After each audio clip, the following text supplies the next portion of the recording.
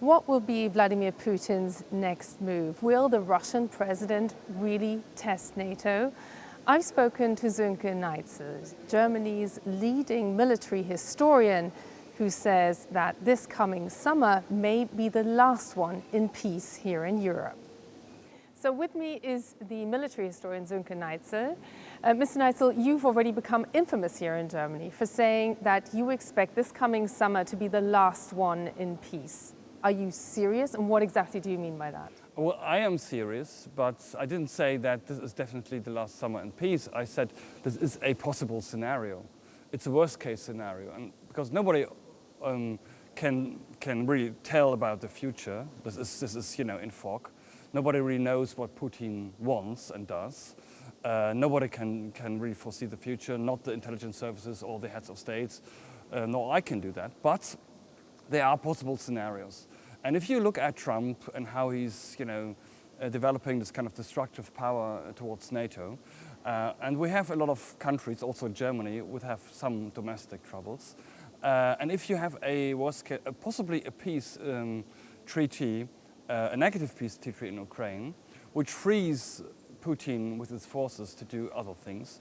And we have the big maneuvers, the Zabat maneuvers, coming up in Belarus in autumn. And I can say, and this is also the background of this quote, is that my friends in Lithuania and the Baltic states are very, very worried about this maneuver, because we've seen that 2021, the pretext of the war, of the full invasion of Ukraine, was a maneuver. So I'm not saying this is definitely going to happen, but I say this is a possible scenario, and we should speed up as Western states, as NATO, and as Germany in particular. We are not looking back and say it took all the time. So we should speed up. And all the debates about Russia is maybe ready for an attack against NATO in 2029, it's a bit of an artificial debate, so you can't foresee that. So, and Putin, if he has his plans, possibly doesn't wait until NATO is ready. So we are not living in peace. And the NATO summit in Madrid 2022 said the Euro-Atlantic area is not at peace. And especially in Germany, some people think, well, we are still at peace. And I say, no, we are not. We are not at war. We are in an intimate state, and I think we should prepare and we should speed up. There's a lot to unpack there, but first of all, I want to ask you, have we in history, in European history, seen a similar pattern of threat? Yeah, and if we go back to the First World War and the outbreak of the First World War, I mean, the upcoming years to the First World War were full of scares, Navy scares, threats on the Germans against the Russians against the Germans, and there was a lot of debate, will there be a war in the future? And there was also a feeling, domestic feelings in great powers of we need more reforms, etc., etc., etc., and this kind of thing. So this is, I mean, history was always different and different scenarios, and also, I mean, look at the period before the Second World War. We had all these scandals, the scenarios, these Hitler and Italy and Japan being revisionist powers and kicking the international law, and the big debate was how should the West react on that. So we find different scenarios in the past, but the problem is that contemporary times are different. So it's not a copy of history. We can't copy the year 38 or 39, neither can we copy 1914. So we have to find our own solution. How much of a rationale do you see underpinning Putin's actions right now? I mean, some people say Putin is mad, and I think this is not a category which is very useful. I think he has his own rationale. And that makes this for us so difficult, because we are following a different grammar, if you want. So international law, you can't violate borders, etc., etc., etc. And Putin has a different rationale. And from his viewpoint, obviously, a country such as Ukraine becoming more and more part of the West, developing democracy, etc., is a danger for its internal order. And if we follow his speeches, but also other speeches from Boris Yeltsin and others. It's always this kind of idea, we have to kick the Americans out of Europe. And Europe has to live under the domination, in inverted commas, of Russia. We don't want to annex the European countries, but it should be a Russian, somehow hegemony, and we should replace the American hegemony. And this is, I think, in my reading, what the war is about. It's not only about the Donbass or Ukraine, it's a clash of the West and Russia. And of course, the white elephant in the room is there any way to stop that? Could the war have been avoided? And especially here in Germany, there's a hard debate on that. So is it the guilt of NATO, the responsibility of NATO, and how should we react? So Germany is very much split, more so than France or Britain. At the same time, we're seeing in real time the threat of a fragmentation of the West and a questioning of NATO. So in this kind of setup, what is the rational action that Europe and particularly the next German government will have to take? Because we don't know what future brings, I think the rationale is we have to be capable. So I think after the 24th of February 2022, the full invasion, also after the 7th of October, we see it's very difficult to foresee these kind of steps. But the rationale and the consequence, I think, is we have to be capable to react to these kind of events. And so Europe is talking since 2014, since the invasion of the Crimea, about strengthening its defense. It's endless talks. Ursula von der Leyen and others. And that Europe should be united, blah, blah, blah, blah, blah. Very little has happened. And there's also, on a similar level, the debates in Germany. Germany had a new white book in 2016, etc., but very little happened. And even after 2022, there were steps of reform and, the special budget of 100 billion euros. But if we have the viewpoint, Europe should be able to defend itself, should be combat ready in a way, and there's a lot to do. And I think this has to be the focus of the new government. Germany is the biggest country, the wealthiest country, if you want, on the continent, in Europe. And they have to be on the forefront of the European NATO partners and not in the middle or the rear. Now, you've just published a book on essentially the history of the Bundeswehr, Germany's modern-day army, and you list a lot of the deficits there and what is required in terms of build-up right now. But I want to talk to you about mindset, particularly of the civilian population. What will this require politically, but also in terms of a society? For instance, right now we have the debate whether there should be more preparedness, whether kids in school should be taught what to do in crisis situations. Or conscription, the reintroduction of conscription. Well, there is a public perception that the Germans are pacifists after the Second World War, and the Germans are very reluctant towards their armed forces. This is in a way true, but on the other hand, it's not true. So if you, as an academic, as a researcher, look at the opinion polls, you see at the moment the all-time peak of the Bundeswehr. So 85% of the German population say they have a very high or high opinion of the German armed forces. But of course, 85% doesn't mean 100%. Of course, you have people who are critical about the Bundeswehr, who are critical about the rearmament. And we are politically very much splitted. So we have, on the left-hand side and the right-hand side, extremists or radical parties in the German Bundestag who have a different rationale. But my argument is that the bulk of the majority of the Germans, since 1955, what I'm going to describe that in my book, were always for the Bundeswehr and for defense. However, if you're following public discourse before 2022, you have the impression, okay, the Germans are pacifists. But that's more the cultural elite. And at the moment, you can see how the cultural elite is about to adapt. And you can see that from a foreign country if you look at the Green Party. The Green Party, coming from the peace movement, pacifists very much so, have dramatically changed. So I think it's not the problem, kind of rearmament. It's not the problem of the population. It's more the problem of politics, because the politicians perceive German population as being anti-military, anti-Bundeswehr. But that's not the case. So what will have to be the first task for this incoming government that is in the making as we speak. Yeah.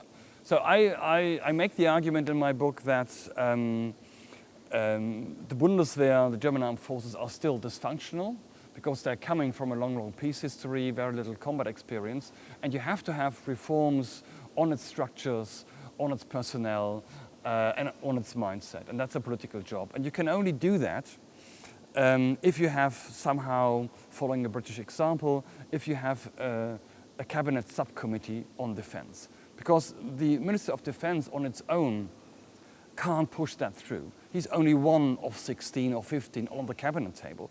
And he needs the support of the Minister of Justice, of the Bauminister and others. So it's really a project of the cabinet and of the chancellor.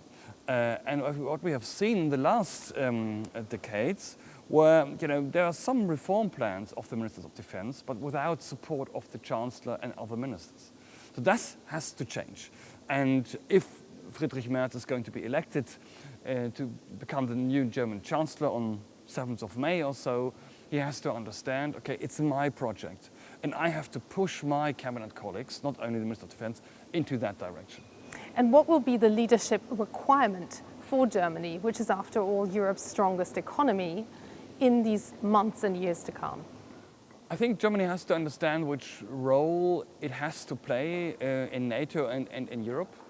And to my understanding and to my knowledge, the focus has to be in the Bundeswehr on the land forces. So that's, we are traditionally a land power.